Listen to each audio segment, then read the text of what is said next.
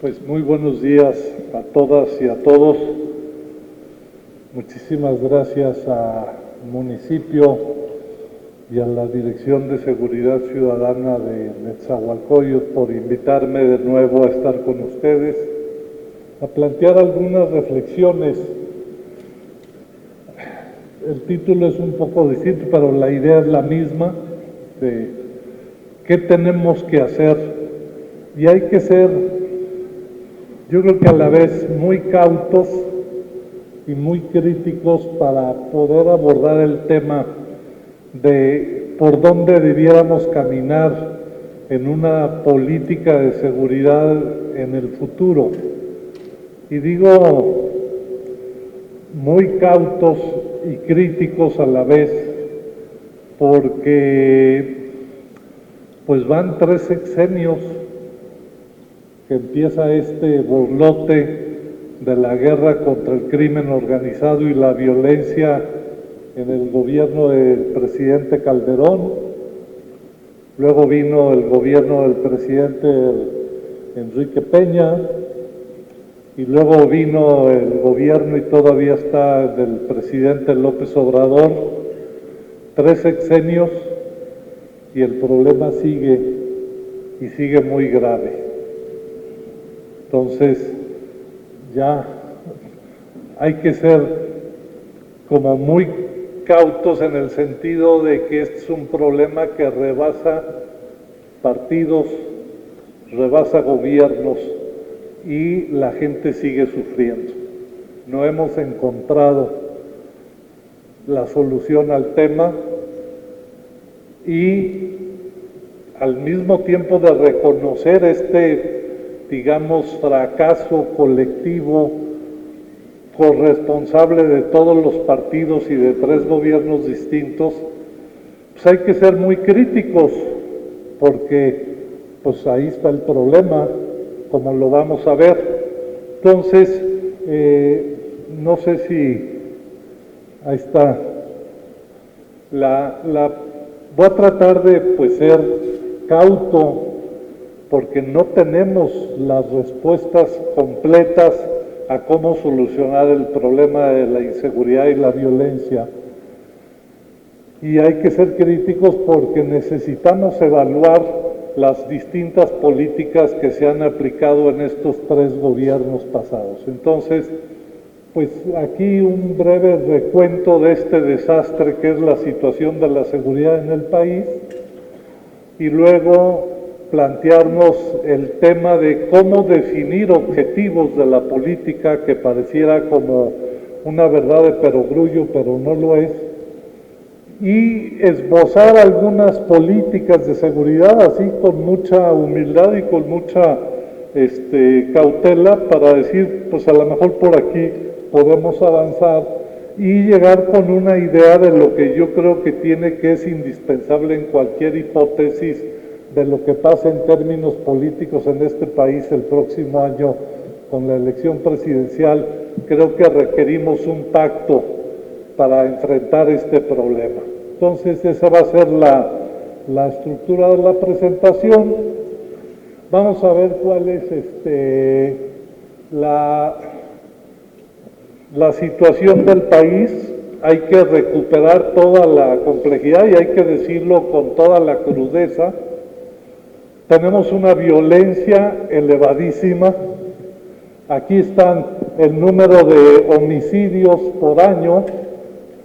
2019, 36,600, 2020, 36,700, 2021, 35,700, 2022 ya hay una baja de 10%, 32,022, y en lo que va de 2023, en el primer semestre, llevamos 15,740. O sea, si vemos esto, total prácticamente 160,000 homicidios en lo que va del sexenio, un promedio, aunque hay una reducción en los últimos 2 años, el promedio del sexenio son 95 94.8, 95 homicidios diarios cada día en los casi 1500 días que lleva el sexenio.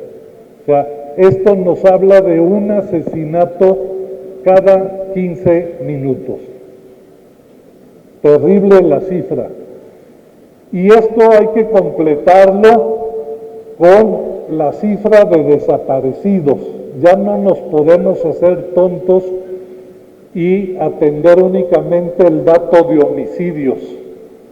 La mayoría de los desaparecidos, no hay cuerpo, pero podemos hablar que son asesinatos también. En lo que va del sexenio se han encontrado 2.700 fosas clandestinas con miles de restos humanos, de los cuales no es posible contabilizar cuántos cadáveres, se contabilizan restos. Entonces, y tenemos 26 desaparecidos todos los días, más de uno cada hora. Entonces, este es el tamaño del problema y son solo dos indicadores de la violencia.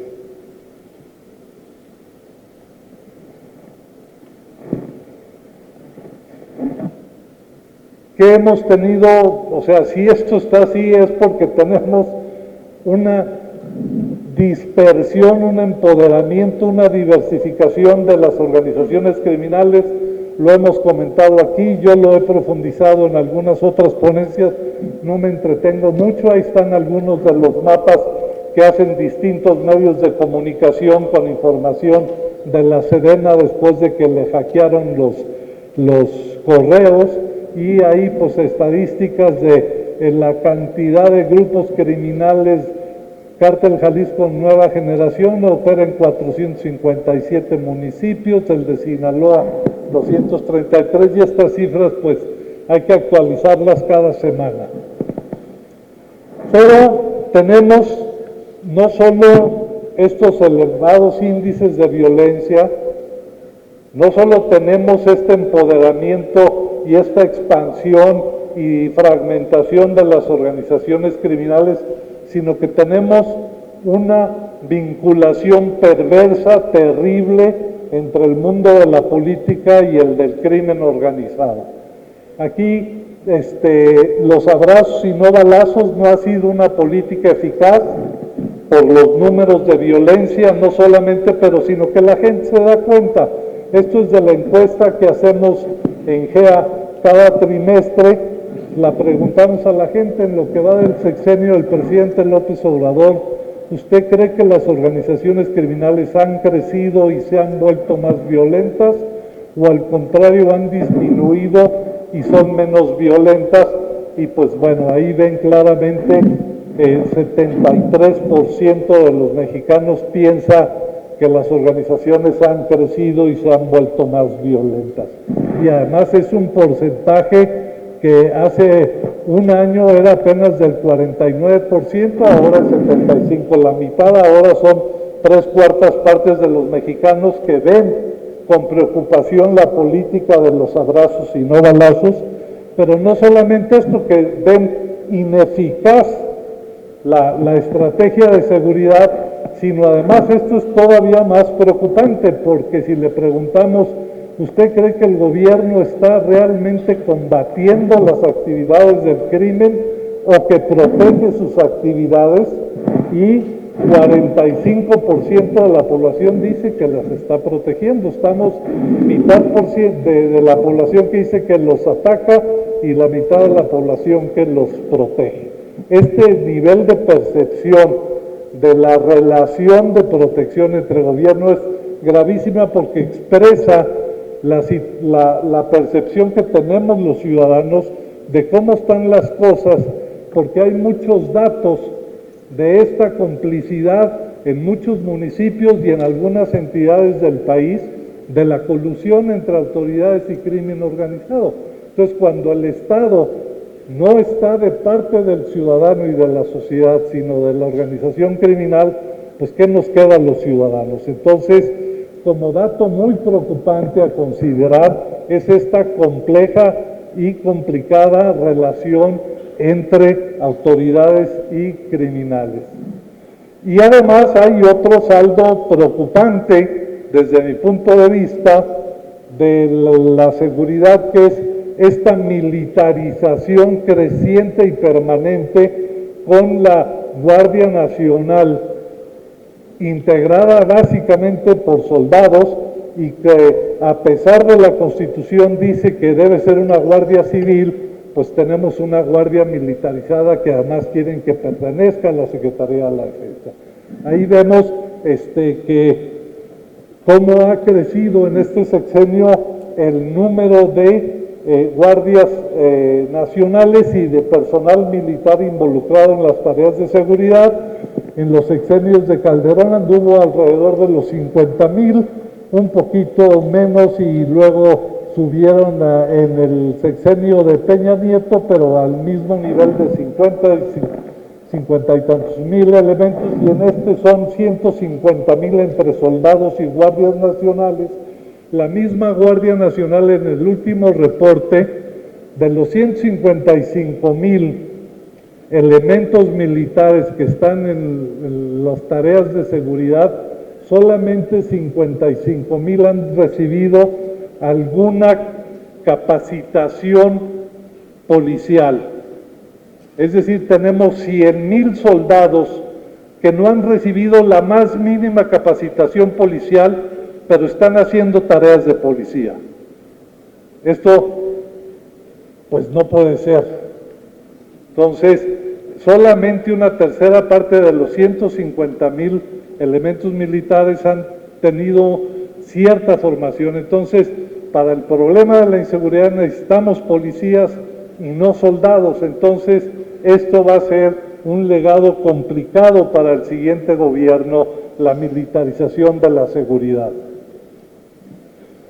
Pero además ha habido un abandono de lo que es la seguridad civil. Si aquí vemos el presupuesto de la Secretaría de Pública y de Protección Ciudadana Federal, el ingreso se ha reducido su presupuesto en 22% en términos reales. Cuando uno está en política y conoce algo de políticas públicas, te dicen, si la prioridad política no se refleja en el presupuesto, no puedes creer que sea una prioridad. Y aquí estamos viendo que el presupuesto de la Secretaría de Seguridad del gobierno federal se redujo 22% en lo que va del sexenio, y el presupuesto de la Fiscalía General de la República se ha caído 25% en términos reales. O sea, la prioridad de seguridad y de justicia no se corresponde con los números presupuestales. Y aquí lo que vemos es lo que gasta México comparado con otros países en materia de seguridad y justicia. Gastamos la tercera parte de lo que hace Colombia y menos de la mitad de lo que hacen los países de la Unión Europea o de Estados Unidos. O sea, realmente no tenemos la seguridad y la justicia como una prioridad presupuestal. Eso hay que reconocerlo como punto de partida. Bueno, entonces, así llegamos, es nada más un recorrido muy breve para reconocer la gravedad y la complejidad del problema. Ahora, ¿cómo definimos un nuevo rumbo en materia de seguridad? Y está el primer problema y el primer tema al que me quiero referir, es el de la definición de objetivos, que según usted, o sea, en términos generales, siempre que se hace un plan, pues lo primero que decimos, ¿cuál es el objetivo?, ¿no? Y puede parecer muy sencillo, pero el tema es que si no tenemos claro el objetivo, y créanme, no es fácil decidirlo y definirlo, pues entonces no va a haber un rumbo hacia el cual dirigirse. El objetivo dice a dónde queremos llegar, y si no lo tenemos claro, pues vamos a andar dando vueltas, caminando en círculos o yendo en sentido contrario. Entonces, aquí les pongo unos ejemplos de la complejidad de definir un objetivo en materia de seguridad. Por ejemplo, en el gobierno de Calderón se hablaba del combate a las drogas, de la guerra al narcotráfico. Pero si ponemos y creemos que el objetivo debe ser reducir o eliminar el narcotráfico, vamos a fracasar. Nos vamos a poner un objetivo inalcanzable. ¿Por qué? Porque el narcotráfico no va a desaparecer en México mientras en Estados Unidos hay alrededor de 30 millones de consumidores regulares de todas las drogas. Entonces, sería utópico decir vamos a acabar con el narcotráfico, porque no vamos, y entonces si nos ponemos un objetivo que sabemos que no es alcanzable, lo único que vamos a generar es frustrarnos. Pero, por ejemplo, ¿qué hacemos cuando de parte de Estados Unidos tenemos una presión muy fuerte para combatir la producción y la exportación del fentanilo? Porque realmente es una droga muy peligrosa que está causando una epidemia de muertes en aquel país gravísima. Entonces, algo vamos a tener que hacer con el narcotráfico, en específico el fentanilo, pero no podemos reducir el objetivo del país en materia de seguridad a combatir el fentanilo. Entonces, ahí, ¿qué hacemos con el narcotráfico? Pues hay que meterlo en la ecuación, pero no puede ser el objetivo o el único objetivo de este país. Si, por ejemplo, a mí me preguntaban en 2006, 2007, cuando empezaba grave este problema o era más evidente, y hacíamos una ecuación entre crimen organizado y narcotráfico, a lo mejor el 80% de todo el crimen organizado de este país se dedicaba al narcotráfico. Pero si ahorita tratamos de responder esa misma pregunta, yo creo que el crimen organizado dedicado al narcotráfico es la mitad o menos de las organizaciones criminales en este país, porque tenemos muchos otros mercados ilegales, muchas otras actividades delictivas. Entonces, otro objetivo que podemos discutir, reducir la violencia, pero para ser precisos tendríamos que hablar de violencias, porque hay muchos tipos de violencias. Entonces, ¿por cuál violencia queremos empezar? Entonces, a lo que voy es hay que tener la capacidad de decidir y de definir lo más preciso el objetivo. Quiero reducir la violencia homicida, o quiero reducir la violencia en contra de las mujeres, la violencia de género, o la violencia que significa los desaparecidos y la inatención en que tenemos a las madres buscadoras, o construir la paz. ¿Cómo entendemos la paz? ¿Quién está en guerra? ¿A quién hay que pacificar? ¿Hay una guerra entre el Estado y las organizaciones criminales, o son guerras entre organizaciones criminales entre ellos? Y no es lo mismo llevar paz entre Cártel Jalisco Nueva Generación y Sinaloa en Zacatecas a construir la paz aquí en los municipios del oriente del Estado de México. Son problemáticas muy distintas. Entonces, aquí simplemente pues les estoy poniendo eventuales objetivos: construir la paz, reducir la inseguridad, pero pues ¿cuál inseguridad? También es un concepto muy amplio.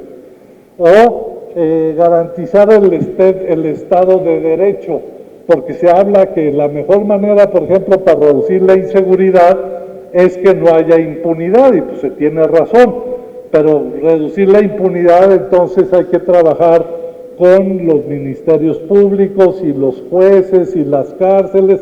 Entonces derivan políticas muy distintas si ponemos como objetivo reducir impunidad y Estado de Derecho que reducir inseguridad o violencia. Entonces, creo que se va entendiendo la complejidad de definir los objetivos de una política de seguridad.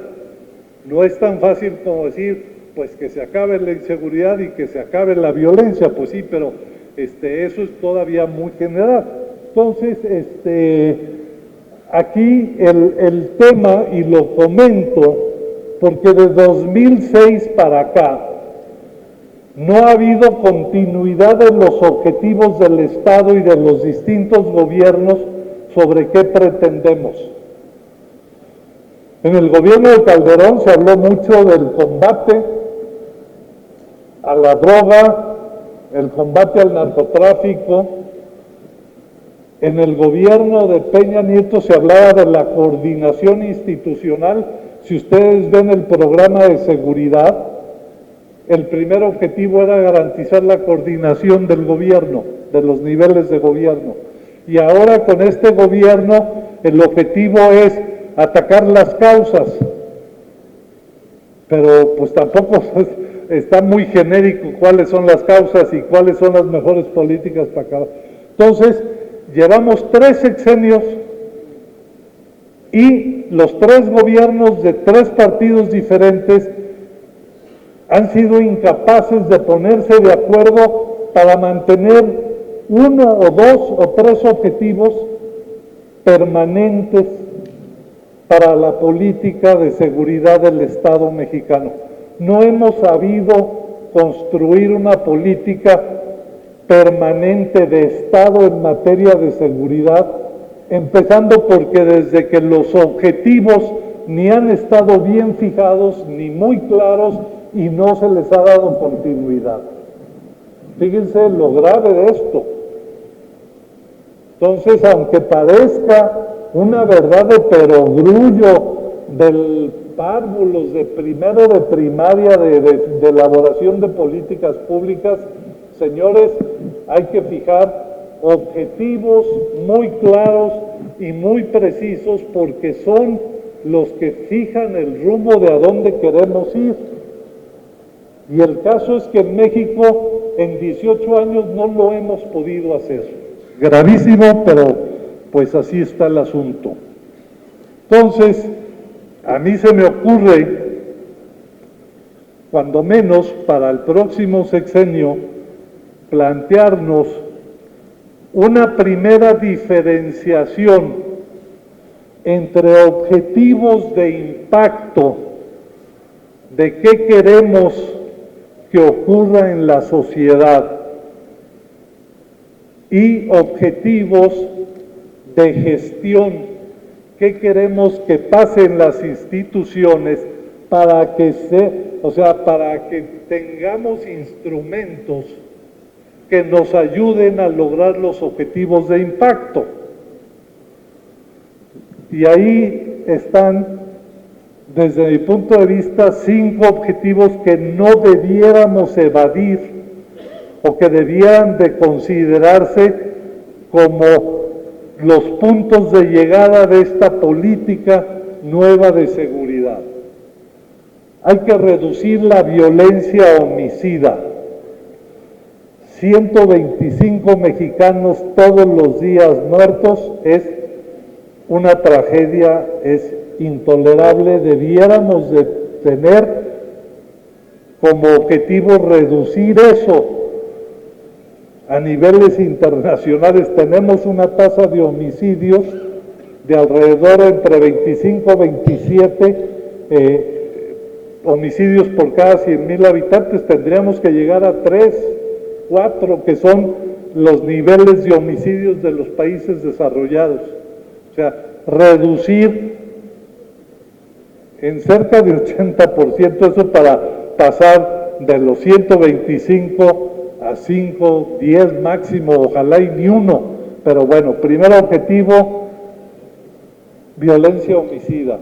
Digo, están aquí puestos, no necesariamente en orden jerárquico se pueden priorizar, pero yo creo que hay otra violencia muy lesiva, muy corrosiva, que destruye a las comunidades, que destruye a las familias, que es la violencia de género y la violencia dentro de las familias.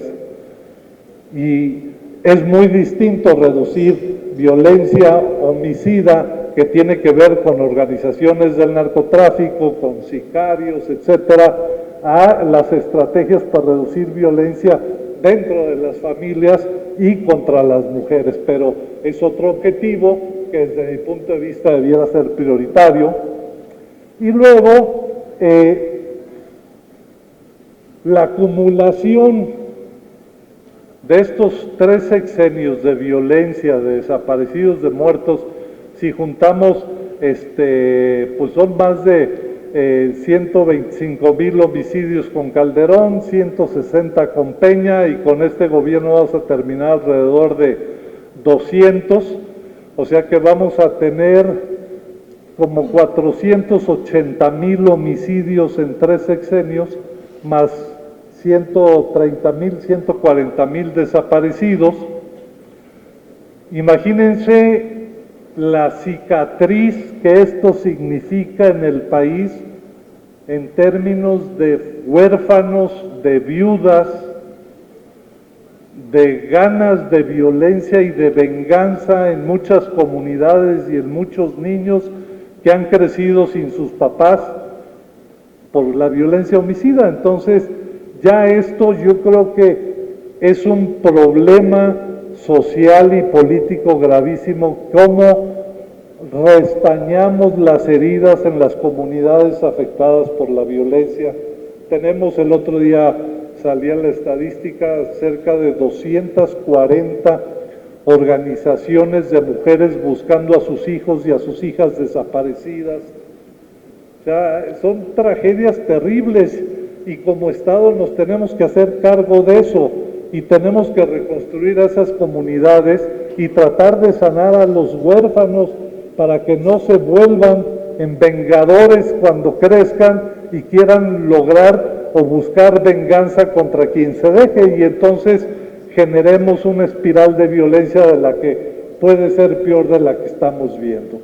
Entonces, hay que reducir, hay que reconstruir el tejido social de comunidades y zonas de violencia en este país. O sea, ya es gravísimo, 500,000 de familias afectadas y sigue creciendo el número. Entonces, algo tenemos que hacer con eso.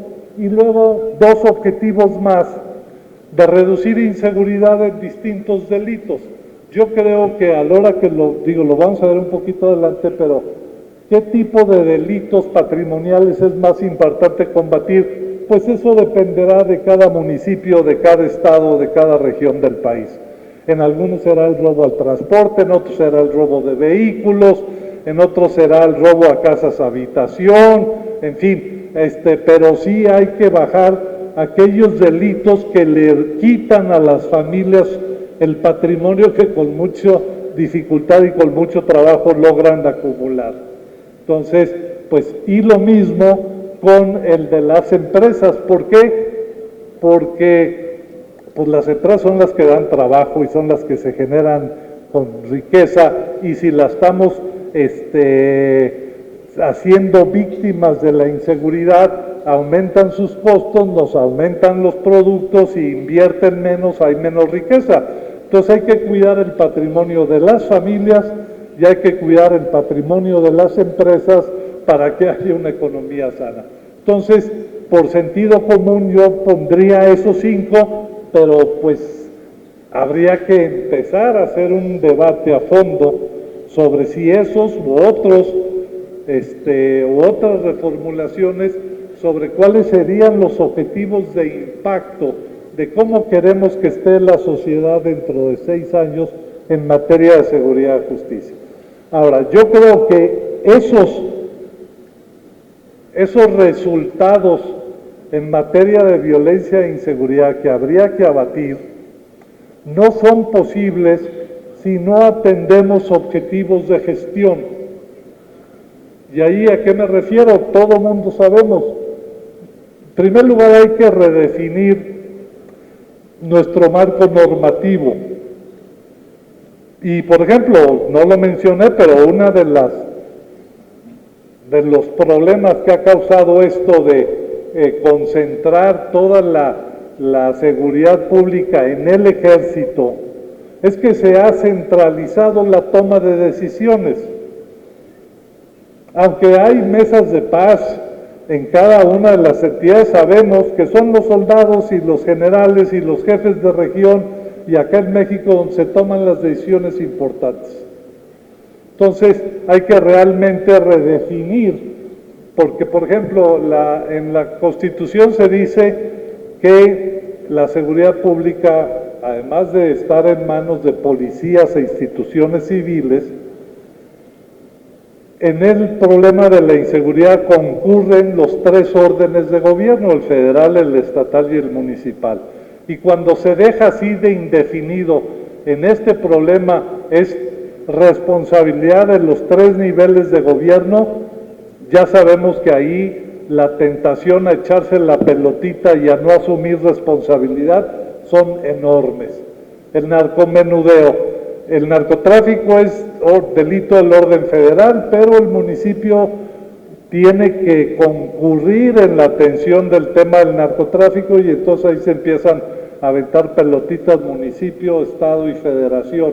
Entonces hay que darle una revisión a fondo a esta distribución de responsabilidades, sobre todo para precisar, pero además, y lo vamos a ver adelante, como la seguridad empieza en lo local, tenemos que darle más atribuciones y más elementos y más recursos a los municipios. Y eso tiene que ver con el rediseño del federalismo real en materia de seguridad, ¿no? Luego, hay que hacer un nuevo modelo de policía y de justicia. Ustedes ya lo han instrumentado, creo que aquí parece como tontería venir a hablar de lo que ustedes son modelo y han sido punta de lanza y han avanzado en esto, pero a nivel nacional no ocurre así. Y lo decía aquí el ponente, el arquitecto Víctor, de la necesidad de cambiar el monopolio que tiene el Ministerio Público para realizar las denuncias, para recibir denuncias y para realizar las investigaciones. Es mejor lo veo adelante porque está otra lámina. Tercero objetivo de gestión, garantizar financiamiento de la seguridad y la justicia. A todos los gobiernos se les llena la boca con decir que la seguridad es la prioridad porque es la principal preocupación. Pero vemos los presupuestos, ya vimos las reducciones reales de los presupuestos de seguridad y de justicia a nivel federal. El Subsemun y el Fortamón desaparecieron y el Fortaseg, el subsidio a gobiernos estatales, lo redujeron al mínimo. Y si queremos policías de primer mundo, y si queremos ministerios públicos de primer mundo, y si queremos cárceles bien dotadas, pues hay que ponerle centavos. Ya veían la gráfica, México gasta la tercera parte que Colombia, o la mitad de la de los países de la Unión Europea, y ellos no tienen la gravedad de la crisis que nosotros sí tenemos.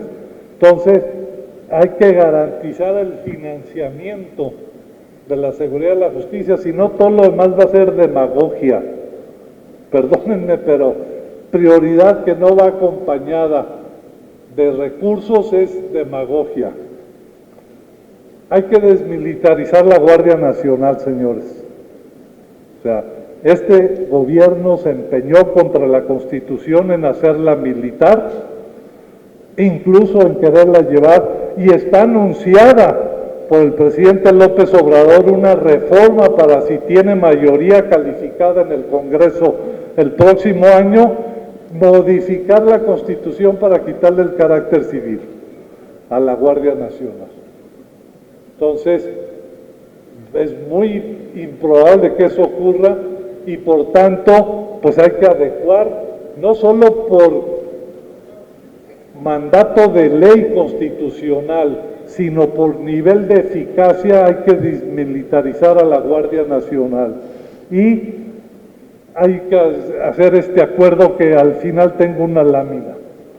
Entonces, teniendo esos objetivos, a mí lo que se me ocurre es que debiéramos tener tres grandes ejes de políticas de seguridad. El primero, para la reducción de las violencias y las inseguridades, que son básicamente lo que había comentado en los objetivos de impacto, pero aquí hay que definir estrategias por tipo de delito y de región. Es absurdo que en una oficina de la Ciudad de México digamos qué delitos habrá que reducir en Matehuala, San Luis Potosí, o en Ojinaga, en Chihuahua, o en Chetumal, en Quintana Roo. Pues que los que conocen esas problemáticas definan qué estrategia y qué delito es prioritario en cada uno de los municipios y de la región. Puro sentido común, pero luego a veces hay que hacer una política clara, y esto tiene que ver con el ámbito federal, de desarticulación de las grandes organizaciones criminales. O sea, por ejemplo, el municipio de Jerez, Zacatecas, no tiene las capacidades, la policía municipal de Jerez, Zacatecas, de enfrentar a los comandos de 40, 60, 80 o 100 sicarios del Cártel Jalisco Nueva Generación cuando entran a la plaza municipal. Esa tarea debiera ser de la Guardia Nacional, desarticular la estructura paramilitar del Cártel Jalisco Nueva Generación.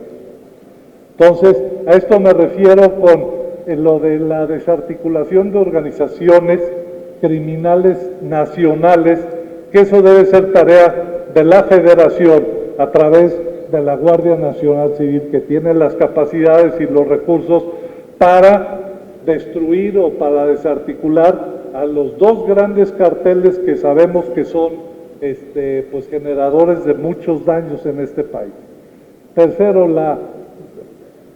según yo, habría que priorizar delitos patrimoniales, porque a la gente es lo que más le duele, que le roben su celular en el microbús, en el pecero, o que te roben el coche que por desgracia no pudiste asegurar, o que se metan a tu negocio y te empiecen a extorsionar y a sacarte el cobro de piso de 4 o 5 mil pesos a la gente que tiene un puesto de que vende jugos de naranja, que llega el crimen organizado y los extorsiona y les baja 2, 3 mil pesos semanales, que es el 30-40% de su ingreso. O sea, eso es criminal. O sea, hay que priorizar protección del patrimonio de las familias, y hay que trabajar, irse contra el lavado de dinero y las fuentes de ingreso de las grandes organizaciones, y el uso intensivo de inteligencia de calle.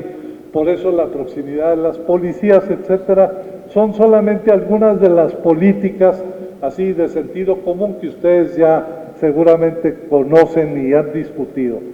El segundo eje de las políticas de seguridad creo que tendrían que ver con esto que les comentaba, del objetivo de reconstruir el tejido social del país, de tratar de restañar la herida de la violencia tan honda, tan generalizada, tan amplia, que ha hecho el crimen organizado en nuestro país los últimos 15, 18 años. Entonces, pues habrá que pensar en programas sociales de prevención, pero focalizados sobre grupos o sea, pensar que la política social en general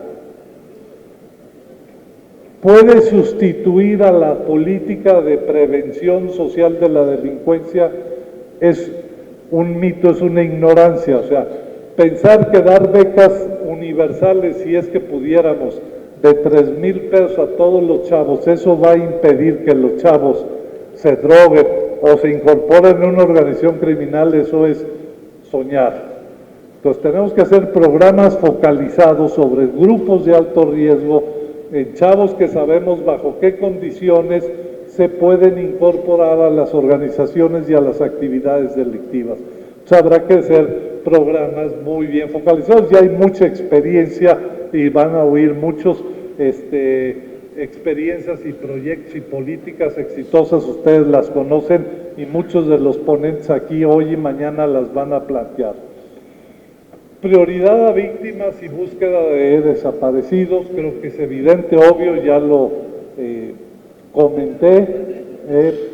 Hay que tener participación, o sea, el Estado puede promover e impulsar mucho esta tarea de construir la paz, de restaurar heridas, debe de poner recursos para eso, debe de hacer todo el apoyo a la búsqueda de los desaparecidos, pero sería un ámbito en el que perfectamente debiera y tuvieran que participar miles de ciudadanos y de organizaciones sociales en estas tareas de reconstrucción de tejido social. Creo que ahí muchas ONGs han sido pioneras y son las que han generado y enseñado metodologías de intervención en comunidades heridas, y entonces pues hay que propiciar esta participación de la sociedad civil en estas tareas.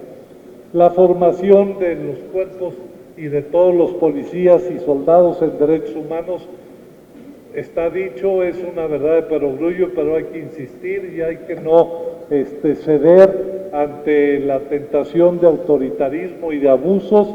Hay que trabajar y mantener firme la defensa de los derechos humanos y el comportamiento apegado a eso de todas las autoridades, y pues todo el tema de prevención y atención de adicciones. Y luego las políticas públicas específicas de reconstrucción institucional. Para no repetirme, por ejemplo,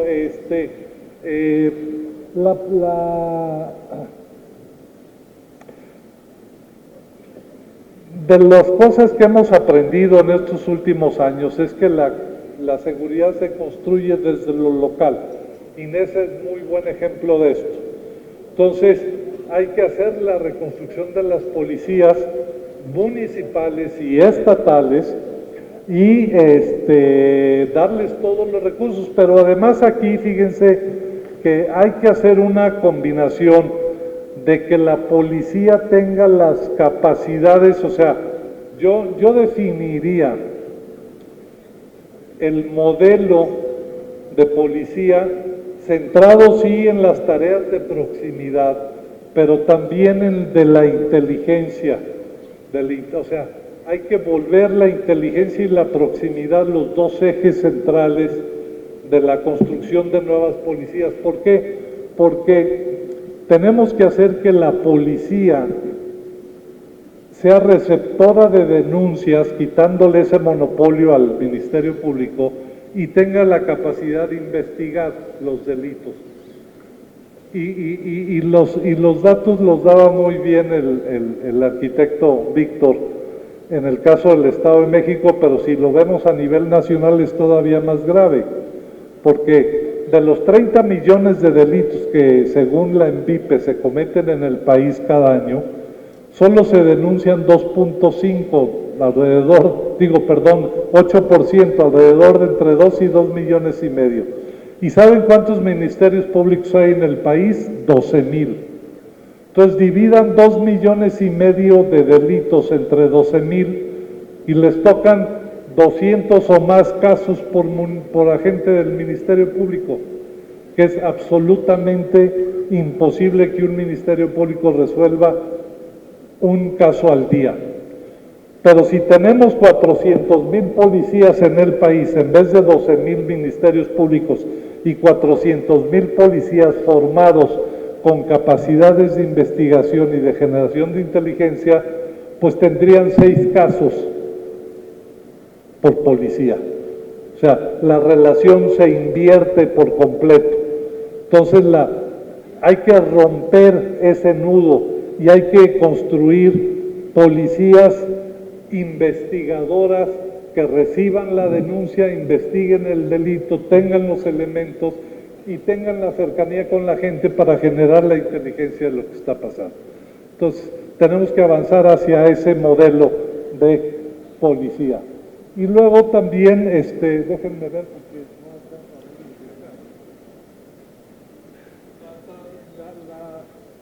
la transformación de las procuradurías, o sea, pues ya hay hay que reformarlas a fondo, hay que dotarlas de mayores recursos, pero quitarles ese monopolio de la investigación.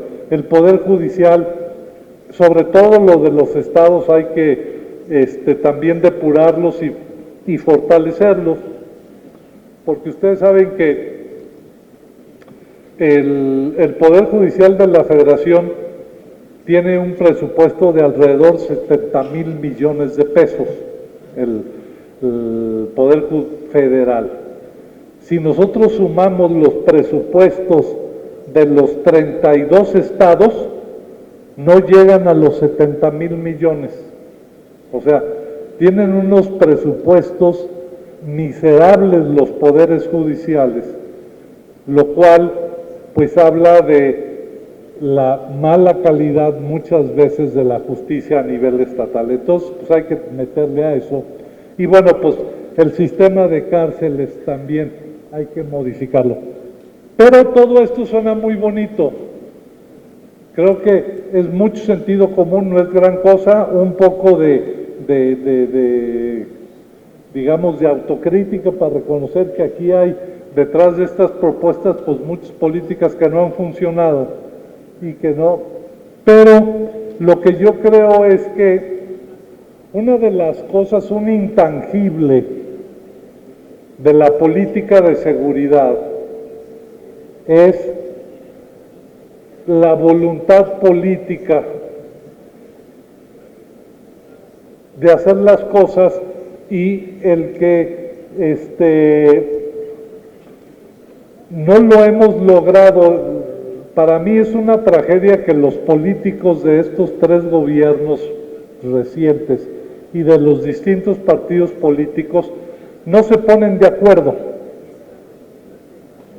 Entonces, lo primero que tenemos que hacer a través de un pacto nacional para convertir en prioridad el tema de la seguridad y la justicia en nuestro país es que tenemos que unificar la visión, el diagnóstico del problema y los objetivos.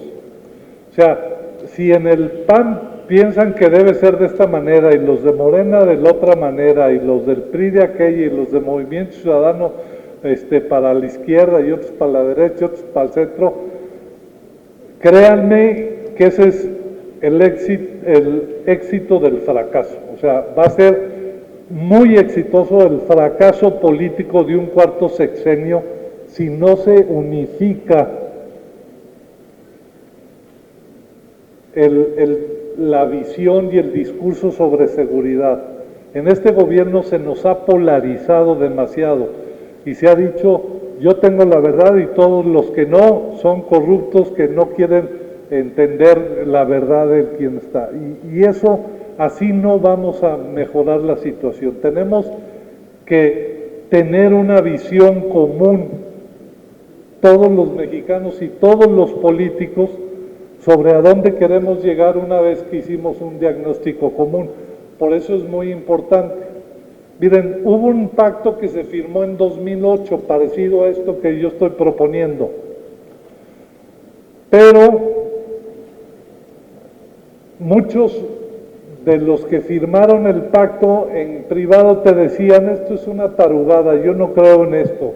Yo no creo que el país esté tan grave.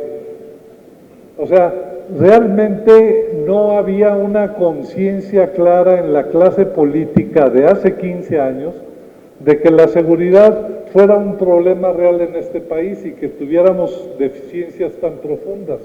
Yo creo que ahora, 15 años después, debiéramos de caer en la cuenta, porque si no hay una voluntad política homogénea, no vamos a caminar hacia un buen resultado. O sea, imagínense que necesitamos esas policías que estuvimos aquí comentando, pero los gobernadores no tienen la voluntad política y no le quieren poner lana. Ya se jorobó la Francia, no se va a lograr el objetivo de reconstruir las policías si no hay la voluntad política del gobernante de decir, me comprometo a que haya una reforma policial y a buscar los recursos para poderlo financiar, Entonces, parecen obviedades, pero créanme que detrás de esto hay mucha frustración que yo viví en aquellos años en que estuve en el CISEN, de cómo no había voluntad política, cómo no había interés, cómo había mucho discurso de dientes para afuera, pero en el fondo no querían. Y entonces, esto de trabajar coordinadamente, llevamos también 3 sexenios jugándonos el dedo en la boca con que nos coordinamos, pero sabemos que en las mesas de seguridad hay mucha falta de confianza y que cuando va el presidente municipal de no sé dónde se calla el soldado porque no le tiene confianza, y el funcionario del gobierno estatal dice que el militar es un prepotente, entonces mejor no colaboren contigo. Son los pan nuestros de cada día. Entonces, hay tres objetivos de ese pacto que habría que lograrlos y acordarlos antes de firmarlos, si no, no va a servir de nada. Unidad de visión, voluntad política y deseos y compromiso de trabajar conjuntos. Si no, olvídense, vamos a repetir un cuarto sexenio de fracasos. Y además hay que incorporar en ese pacto a la sociedad civil. No puede el Estado solo, se requiere que la sociedad se comprometa. Hay muchos campos en donde debe y tiene que participar la sociedad civil. Y termino con 5 contenidos mínimos, que es lo mismo reiterar. Hay que poner en ese pacto todos los cambios legales que son necesarios para que funcionen mejor las instituciones. El federalismo, la procuración de justicia, el nuevo sistema policial, hay que dejarlos bien claros en las leyes. 2, hay que tener un compromiso de un financiamiento por lo menos de duplicar el presupuesto para seguridad y justicia que se destina ahorita en 6 años. No es imposible. En el gobierno del Calderón aumentó 150% en 6 años. Aquí ponernos la meta de decir por lo menos el doble dentro de 6 años, para saber que contamos con un horizonte de financiamiento para mejorar salarios policiales, de los ministerios públicos, etcétera. Tercero, la desmilitarización. Hay que tener una estrategia que atienda las necesidades laborales administrativas de la Guardia y sus requerimientos de capacitación policial, pero bueno, es todo un tema que habrá que trabajar. Un nuevo modelo nacional de policías y procuración de justicia, que esto que les comentaba, de que la policía pueda recibir las denuncias e investigarlas, y lo de atención prioritaria a víctimas y comunidades, creo que debieran ser los 5 contenidos mínimos básicos de ese pacto nacional. Y hasta aquí, muchas gracias.